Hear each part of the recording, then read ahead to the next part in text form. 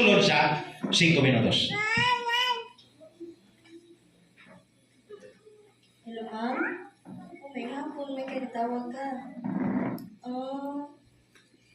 Karong February 14? King and Queen of Hearts.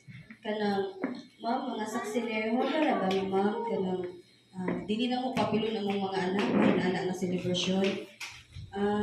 Pwede, wala na po sa room, ma'am, aron makahisgot o dugang bahin sa mga baruganan at bahin na anak yung mga saksineho ba?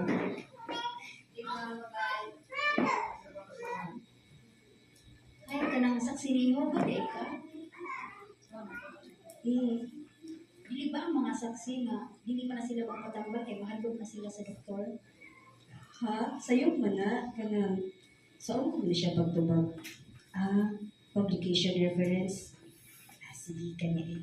Bahig sa pagpanambal. Ang tinuod, ma'am, nagtinguha kami sa kinuhayuhang paagi sa pagtambal alang namo sa among pamilya. Kung masakit mi, konsulta mi sa mga doktor nga may kahanas sa pagtambal o pag-opera nga dili magpaabo ng dugo. Kabila namo ang mga pag-uswag diha sa natad sa medisina, gani ang mga paagi sa pagtambal nga dili mo gamit og dugo nga giugmad aron tabangan ang mga pasyenteng saksi gigamit na karon aron makabenepisyo ang tanan diha sa komunidad. Diya sa daghang nasod, ang mga pasyente makapili na karon nga malikayan ang mga risgo sa pag-agbulog dugo sa mga sakit nga dala sa dugo, reaction sa immune system o sigyat sa mga doktor. So, ang mga saksiniho ba nagtuong ang sakit bilang gusto maayo pinaagi pagtuo? Wala miya na gitawag nga faith healing, ma'am. So, dako kayo gasto kung dili magpaabo ng dugo. Ang tinuod, ma'am, daghang saksi, ang tinuod, makadaginot yun ka o kita sa mga paagi sa pagtambal nga dili mo gamit og dugo. So, daghang saksi, laki pa mga bata, ang mga matay matagtuloy kay wala magpaabo ng dugo. Wala na siya tinuod nga basihanan, ma'am, ang maong mga pangangkon. Ang mga surgical doctor kanunay naghimo og komplikadong mga proseso sama sa heart operation, orthopedic surgery o organ transplant nga dili mo gamit og dugo. Ang mga pasyente nga lakip na ang mga bata nga wala magpaabunog dugo, sagad mas daling maulian kay niadtong nagpaabunog. So, kay saksi mo ka, anong dili maging mo magpaabo ng mga dugo? Kana siya, ma'am, ay religious issue o dili medical issue.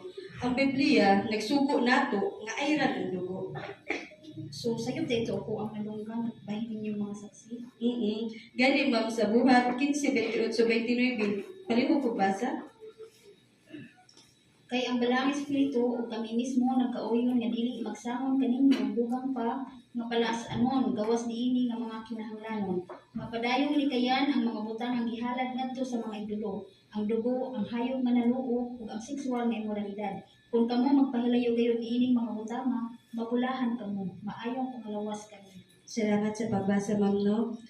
Gisgutan sa buhat 15:28-29, ma'am, nga naay punto nga gisgutan nga likayan o ayran ang dugo. Gani sa katapusang punto sa mga teksto gisgutan nga maayong panglawas kaninyo.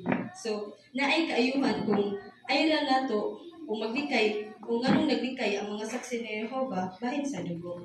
Gani, ma'am, ang panglantaw sa Dios bahin sa dugo, gilantaw ni niya imong nagrepresentar sa kinabuhi.